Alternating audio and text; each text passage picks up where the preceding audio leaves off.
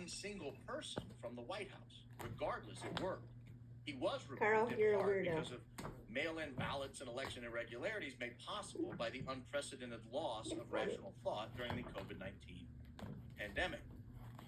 The COVID-19 pandemic, of course, caused in much of the world a complete loss of freedom, up to and including the freedom to leave your house or enjoy the company of other people. It truly was an unprecedented loss of civil liberties.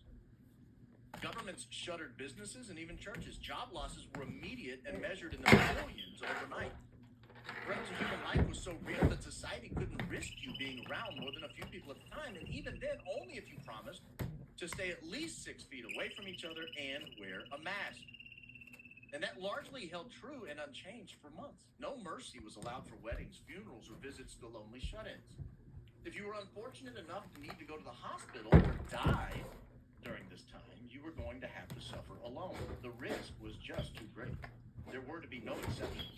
Human lives mattered too much to risk spreading COVID. There were no exceptions, that is, until the Black Lives Matter protest kicked off.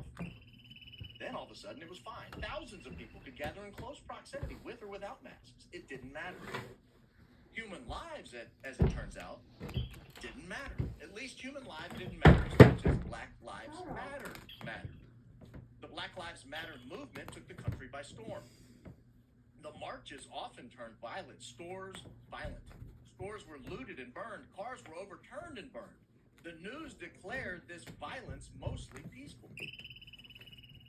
When Biden's still warm but slowly cooling corpse finally took the presidential oath of office, Black Lives Matter no longer mattered. And then the marches stopped. Order was largely restored. COVID lockdowns finally were lifted. American life went back to normal. Or